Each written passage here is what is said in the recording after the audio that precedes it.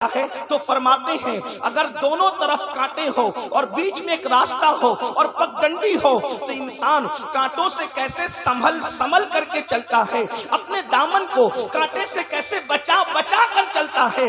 تو جیسے کانٹوں سے بچنے والا دامن کانٹوں میں الجھنے نہ پائے اور اپنے دامن کو سمیٹ کر چلتا ہے، ویسے متقی حرام اور مشتبہ چیزوں سے اپنے آپ کو بچا کر کے شریعت کی راستے پر چلتا ہے، اس کو متقی کہتے ہیں۔ تقویٰ یہ ہے، پرہیزگاری یہ ہے۔ میرے پیارے آقا صلی اللہ علیہ وآلہ وسلم کے دیوانوں، آج تھوڑا تقوی پر گفتگو کر لیتے ہیں۔ اللہ کی خشیت جو ہے، اللہ کا خوف جو ہے، ہر گناہ سے انسان کو روکنے والا ہے۔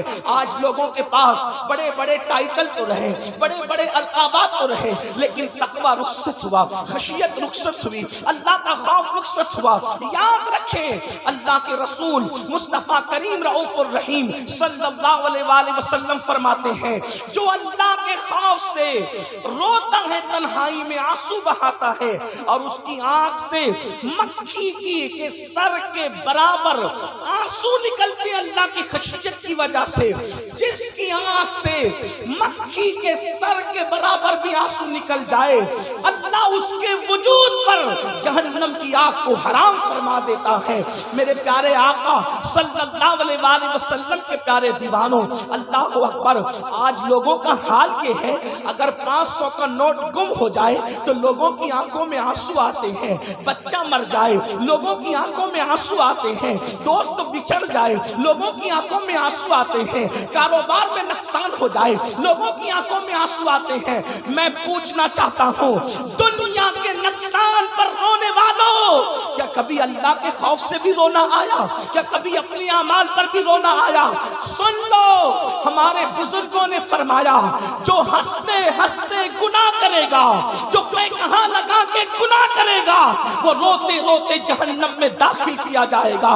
اللہ اکبر۔ اور میرے آقا مصطفیٰ کریم صلی اللہ علیہ وآلہ وسلم فرماتے ہیں، جو لوگ اپنے گناہوں کو یاد کر کے آنسو بہاتے ہیں، جو لوگ اپنے گناہوں کو یاد کر کے روتے ہیں، اللہ تبارک و تعالیٰ ان کو بے حساب جنت میں داخل فرمائے گا۔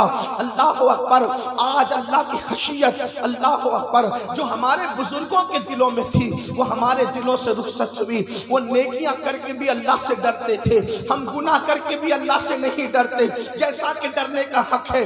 حضرت سیدنا فتح موصلی رحمت اللہ تعالیٰ علیہ، موصل ایک شہر ہے ملک کے عراق کا، حضرت فتح موصلی رحمت اللہ تعالیٰ علیہ بہت روتے تھے، کھانا سامنے آ جائے تو روتے، بیوی کے قریب جاتے تو روتے، دوست ملنے کے لیے آئے تو روتے، گویا کہ وہ آنکھ سے آنسو ان کے بہتے رہتے۔ کسی نے کہا، اے حضرت فتح، آخر آپ کیوں روتے ہیں؟ آپ کی آنکھوں سے آنسو کیوں نکلتے ہیں؟ حضرت فتح موصلی فرماتے ہیں، اگر میرا اللہ مجھے حمام میں بند کرنے کے عذاب سے بھی ڈراتا تو بھی مجھے رونا چاہیے تھا، لیکن اللہ نے مجھے حمام میں بند کرنے کے عذاب سے نہیں ڈرایا، بلکہ اللہ نے تو مجھے جہنم میں قید کرنے کے عذاب سے ڈرایا۔